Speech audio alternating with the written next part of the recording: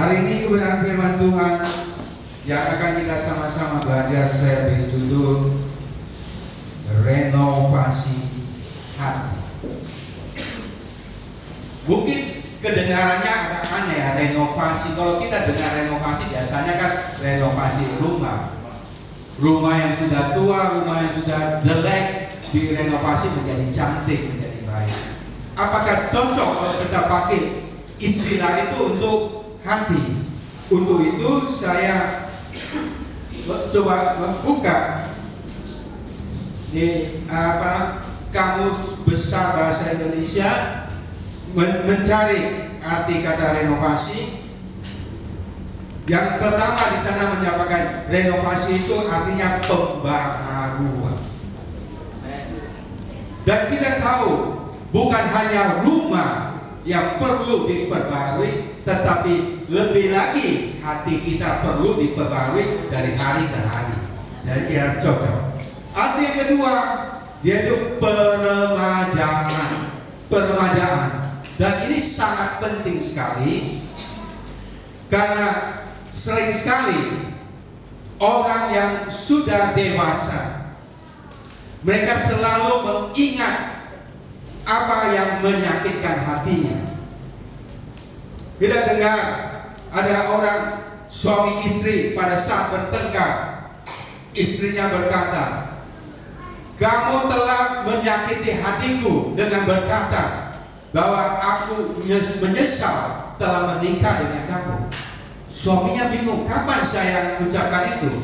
Istrinya bilang, pada hari tanggal 13 bulan Februari tahun 2002.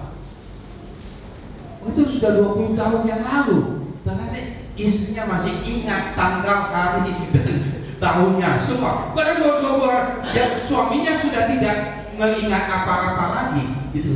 Kalau kita bandingkan dengan seorang anak kecil mereka bisa selalu bertengkar, berkelahi. Tetapi setengah jam kemudian mereka sudah berbaikan kembali, mereka sudah lupa apa yang terjadi. Mereka sungguh-sungguh baik. Sehingga hati kita harus dipulihkan, harus diremajakan seperti hati anak kecil.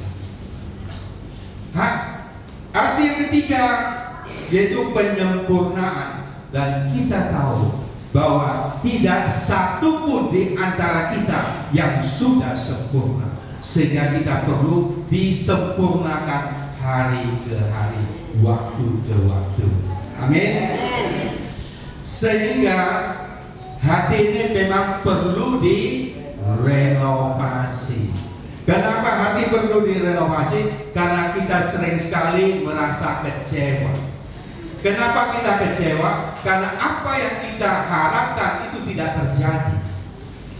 Kita harapkan adanya promosi jabatan, tetapi ternyata orang lain yang mendapatkan. Kita mengharapkan beli mobil baru, ternyata orang lain sudah beli, kita belum. Dan kita harapkan bahwa kebaikan kita yang kita lakukan kepada orang lain, kita akan mendapatkan suatu sambutan yang baik, ucapan terima kasih yang baik. Ternyata apa yang kita harapkan itu tidak terjadi, kita menjadi kecewa. Sering sekali juga orang menjadi kecewa terhadap Tuhan. Kenapa? Karena dia sudah lama berdoa, apa yang dia doakan itu belum dikabulkan, sehingga dia merasa kecewa. Orang juga lalu hatinya menjadi mudah terluka. Kita tahu hati terluka itu sering sekali bukan karena masalah besar. Biasanya hati terluka itu lebih sering terjadi karena orang yang paling kita dekat. Orang yang paling dekat, yang paling kita mengasihi, itu suami istri, dengan anak-anak, dengan saudara, dengan teman-teman baik. Kalau orang yang luar itu terus terang mereka tidak akan bisa melukai hati kita. Kalau orang luar biasanya orang kita bisa terluka hanya karena satu kata-kata, ya seperti tadi kita sudah sebutkan, hanya karena satu pandangan. Bisa juga orang menjadi terluka biasanya kalau dia datang ke gereja, gembalanya menyambut dengan baik. Jadi satu kali itu ternyata gembala memberikan salaman, tapi matanya tidak menuju ke melihat ke tempat lain. Itu dia sudah merasa terluka. Dan sering sekali terjadi seperti itu. Jadi hati manusia itu mudah terluka. Demikian juga adanya fitnah. Kita tahu selama kita hidup di dalam dunia ini, kita sering sekali akan mendapatkan fitnah. Apa yang tidak kita lakukan tapi orang mengatakan. Bahkan kalau mungkin kita juga selalu memfitnah orang lain. Itu semuanya akan membawa luka di hati. Kemudian iri hati. Iri hati mungkin buat kita itu kan masalah kecil. Kalau kita selalu menganggap bahwa kalau membunuh, merampok itu baru dosa. Kalau iri hati kan bukan dosa lah, itu kan kecil. Tapi tahukah Bapak Ibu Saudara sekalian, bahwa dalam sejarah manusia pembunuhan pertama terjadi Kain terhadap adiknya Habel itu karena iri hati. Jadi iri hati itu sangat berbahaya sekali. Kemudian juga dilecehkan. Hanya dengan kata-kata, dengan apa aja kita sudah terluka. Dan yang apa? SMS, senang melihat orang susah. Kita senang melihat orang susah. Ternyata orang yang kita harapkan susah itu dia tidak susah, dia malah senang. Karena dia senang, kita menjadi susah melihat orang senang. Semuanya ini mencabik-cabik, semuanya ini melukai, merusak, menghancurkan hati kita yang dari Tuhan, yang tadinya cantik, tadinya utuh, tadinya sempurna, dia menjadi rusak.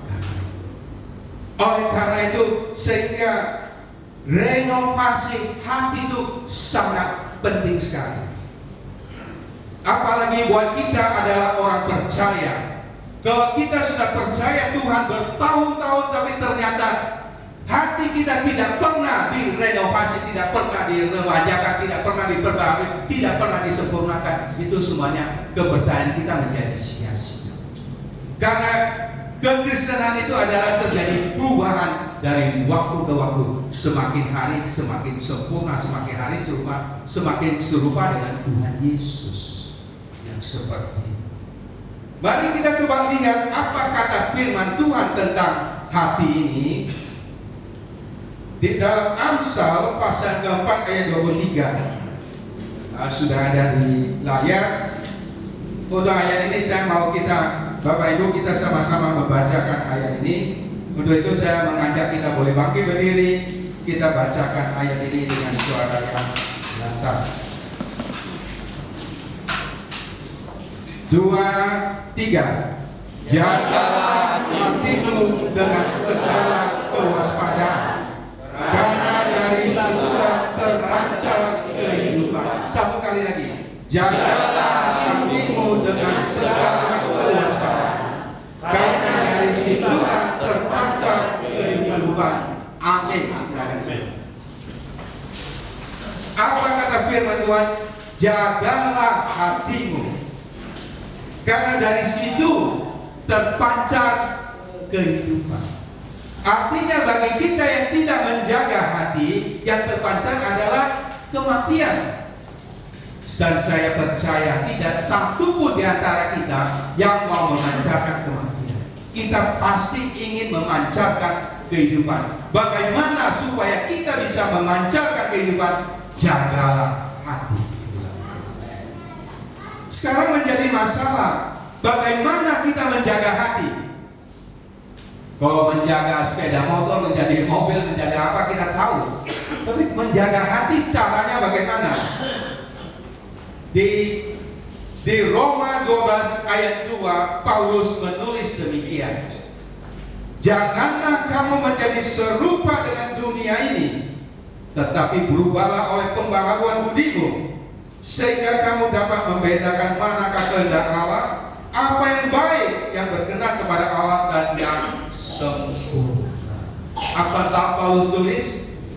Janganlah kamu menjadi serupa dengan dunia ini. Bagaimana supaya kita tidak serupa? Jadi kita harus lakukan pembaharuan budi sesuai dengan arti renovasi. Ada pembaharuan budi. Ada pembaharuan. Untuk apa lakukan pembaharuan ini? Supaya kita tahu mana yang baik, mana yang berkenan kepada Allah, dan mana yang sempurna. Jadi sama seperti itu, kita tahu bunga teratai. Teratai itu dia hidup dari kolam lumpur yang airnya kotor, airnya warna coklat hitam, sudah mendekati hitam. Itu tempat bertumbuhnya bunga teratai. Tetapi walaupun dengan lingkungan yang jorok, yang kotor itu, bunga teratai itu berkembang dengan begitu cantik, begitu bersih. Dia tetap bertumbuh di situ, tidak dinodai oleh lingkungan sekelilingnya. Sama seperti kita orang percaya, kita kepercayaan kekristenan ini tidak sama seperti ada beberapa pengajaran yang mengajarkan kalau mau menjadi sempurna, bertapalah di hutan, jauh dari keramaian, bertapalah di goa yang jauh. Tidak, kekristenan dijadikan apa? Jadikanlah semua bangsa muridku. Kita harus datangi kepada semua orang. Dan kita juga dikatakan, kamu adalah terang dan garam dunia. Jadi kita bukan menyendirikan, mengasingkan diri itu supaya menjadi sempurna. Kita harus hidup di tengah-tengah mereka, sama seperti bunga teratai ini. Dia sekalipun hidup di dalam lingkungan yang kotor, tetapi itu tidak menodai dirinya. Dia tetap mekar dengan cantik, bersih. Seperti itulah tuntutan terhadap orang percaya. Kita bisa hidup di dalam lingkungan orang-orang tidak benar, tetapi kita tidak harus sama dengan mereka hidup dalam ketidakbenaran. Kita justru harus tunjukkan kita seperti bunga teratai seperti itu. Sekarang kita menjadi bagaimana supaya kita bisa tidak serupa dengan dunia ini. Kalau berbicara dengan itu, kita ini kan manusia. Kalau disebut tidak serupa dengan dunia, artinya kita tidak serupa dengan manusia-manusia yang ada di dunia ini. Seperti juga Paulus di dalam 2 Timotius pasal 3 sangat jelas sekali berbicara tentang bagaimana keadaan manusia di dunia di akhir zaman ini. Yang seperti itu, di ayat 2-nya berbunyi demikian, manusia akan mencintai dirinya sendiri. Jadi manusia pada umumnya hanya mereka mencintai dirinya sendiri dan menjadi hamba uang. Menjadi hamba uang itu ada tanda-tanda manusia pada umumnya. Mereka akan membual, maksudnya selalu menonjolkan kehebatan dirinya, walaupun mungkin itu bukan kebenaran, dan menyombongkan diri. Mereka akan menjadi pemfitnah, mereka akan berontak terhadap orang tua dan tidak tahu berterima kasih. Orang tidak berterima kasih itu adalah orang dunia, tidak memperdulikan agama. Tidak memperdulikan agama, boleh dikatakan tidak memperdulikan firman. Firman sudah jelas-jelas mengajarkan kita harus tidak jemu-jemu berbuat baik. Tetapi kita tidak memperdulikan, kita tetap lakukan seperti apa yang kita inginkan. Ayat 3, tidak tahu mengasihi, tidak mau berdamai, suka menjelekkan orang, tidak dapat mengekang diri, garang, tidak suka yang baik. Ayat 4, suka mengkhianat, tidak berpikir panjang, berlagak tahu, lebih menuruti hawa nafsu daripada menuruti Allah. Ini adalah sifat-sifat manusia pada umumnya. Secara lahiriah mereka menjalankan ibadah mereka, tetapi pada hakikatnya mereka memungkiri kekuatan jauh dari mereka. Ternyata manusia-manusia dunia ini bukan hanya ada di luar, termasuk adalah orang-orang percaya. Di ayat 5 Paulus sangat jelas mengatakan secara lahiriah mereka menjalankan ibadah. Artinya mereka mungkin rajin juga datang ke gereja mengikuti ibadah, tetapi pada hakikatnya mereka memungkiri kekuatan. Inilah yang tadi awal kita sebutkan. Untuk sebagai orang percaya harus ada terjadi perubahan. Kalau tidak terjadi perubahan, kita belum disebut sebagai anak Tuhan, belum bisa disebut sebagai orang percaya, belum bisa disebut sebagai orang Kristen. Apa itu Kristen? Kristen itu pengikut Kristus. Kita ikut apanya? Bukan ikut gaya rambutnya atau gondrong. Yang kita ikut punya karakter dan DNA-nya. DNA Kristus itu apa? Mengasihi, melayani, mengampuni, memberkati. Itu yang harus ada di dalam setiap orang percaya. Jadi kalau misalnya sifat-sifat yang disebut oleh Paulus di dalam 2 Timotius 3 itu masih melekat kepada kita, artinya kita harus sedikit demi sedikit kita harus buang, kita harus berubah, dan tidak lagi ini tetap melekat pada diri kita.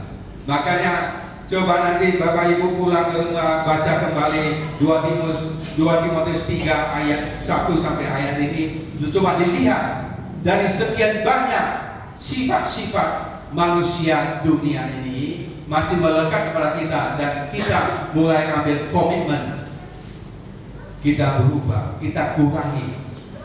Dan 1 bulan kemudian kita coba periksa, 2 bulan kemudian kita periksa, 1 tahun kemudian kita periksakan kembali, masih berapa banyak yang masih sisa. Karena yang Tuhan inginkan adalah terjadi, kita jangan sama seperti dunia ini. Kita harus terjadi pembaharuan budi. Seperti itu. Berikutnya saya akan tunjukkan ada beberapa kasus yang tercatat di dalam Alkitab yang mengatakan bagaimana orang bisa berubah. Mereka berubah karena mereka ketemu dengan Tuhan Yesus. Kalau kita mau menjadi yang berubah, yang tidak sama dengan orang dunia, kita harus dan wajib encounter dengan Yesus. Maksudnya bertemu, mengalami Tuhan Yesus itu sendiri. Sering sekali orang percaya, mereka mengatakan, karena mendengar orang berkata Tuhan Yesus itu baik, dia berkata Tuhan Yesus. Tapi sesungguhnya di dalam hatinya dia berpikir, baiknya apa? Saya tidak merasakan. Dia tidak pernah, dia cuma ikut-ikutan. Tapi begitu datang cobaan, begitu datang rintangan, dia sudah menjadi murtad. Dia sudah mulai meninggalkan, karena dia tidak pernah mengalami. Sehingga kekristenan itu tidak berbicara pengajaran, tetapi lebih banyak berbicara dengan hubungan. Maka dalam doa Bapa kami itu, Bapa kami di dalam surga, itu suatu hubungan yang sangat erat sekali antara anak dengan Bapa. Ada hubungan apa yang bisa lebih erat daripada itu lagi? Jadi membangun hubungan. Bagaimana kita membangun hubungan? Yaitu kita harus rajin untuk berdoa, rajin untuk boleh selalu untuk memuji Tuhan. Contohnya di dalam Alkitab, sebenarnya contohnya cukup banyak. Di sini saya hanya ambil 3. Satunya, yang pertama itu Petrus sadar akan dosa. Di dalam Lukas pasal 5 ayat 8 berbunyi demikian. Ketika Simon Petrus melihat hal itu, ia pun tersungkur di depan Yesus dan berkata, Tuhan, pergilah daripadaku, karena aku ini seorang berdosa. Pada saat apa Petrus itu berkata demikian? Kalau bagi kita yang suka membaca Alkitab, kita pasti tahu itu kejadian ini terjadi pada saat Petrus sama teman-temannya nelayan, mereka sudah melaut mencari ikan semalam-malaman. Ternyata mereka tidak mendapatkan apa-apa. Padahal itu adalah keahlian mereka, profesi mereka. Mereka tidak mendapatkan apa-apa.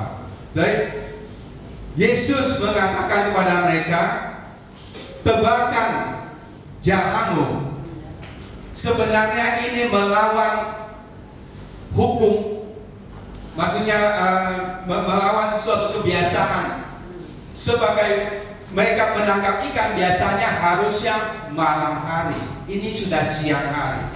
Dan menangkap ikan yang banyak itu harusnya ke laut yang dalam, bukan di pinggir pantai. Tetapi ini sudah melawan kebiasaan. Tapi Petrus mengatakan, kalau kamu yang suruh, kami akan melakukan. Artinya Petrus itu taat. Mereka lakukan apa yang terjadi. Mereka menangkap sejumlah ikan yang sangat banyak, sehingga mereka tidak mampu lagi mengangkat jalannya mulai goyah. Artinya ikannya begitu banyak.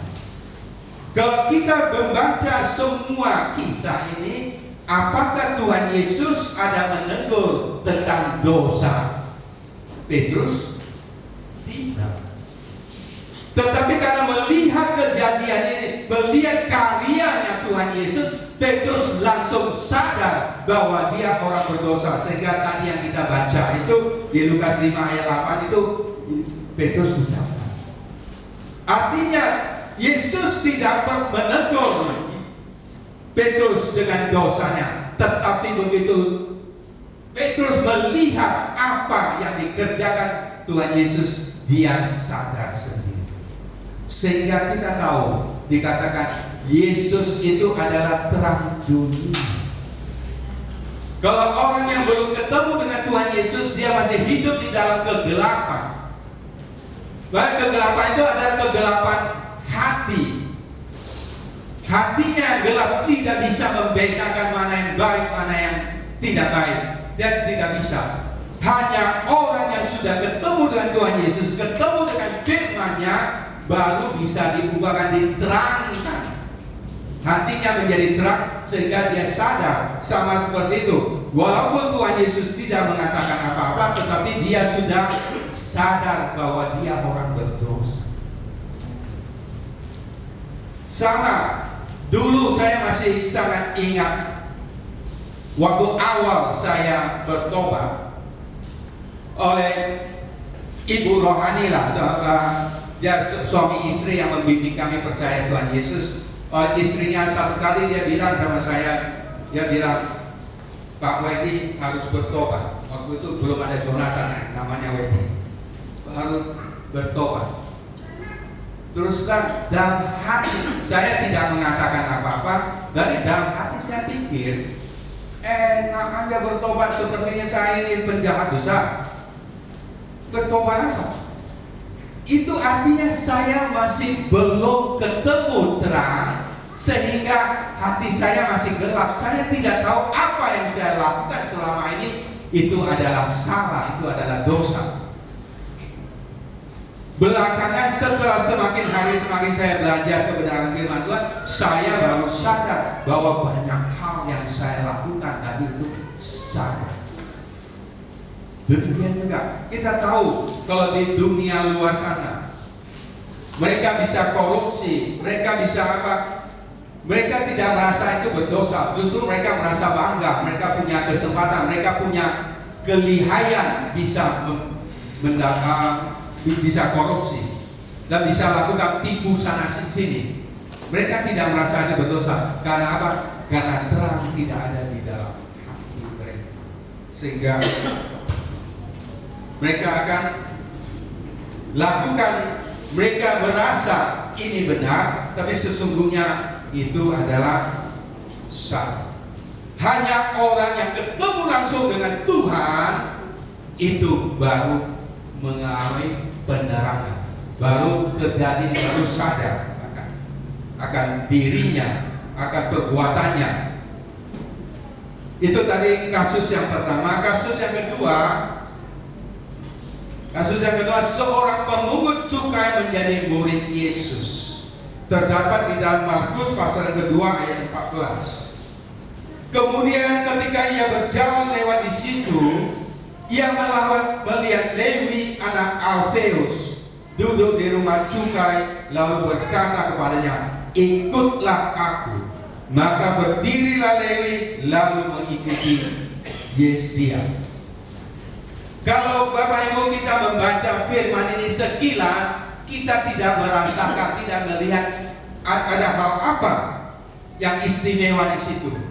Tetapi setelah kita renungkan, kita baru akan boleh mengerti sebenarnya Lewi yang belakangan mengganti namanya menjadi Matius, dia adalah seorang pemungut cukai.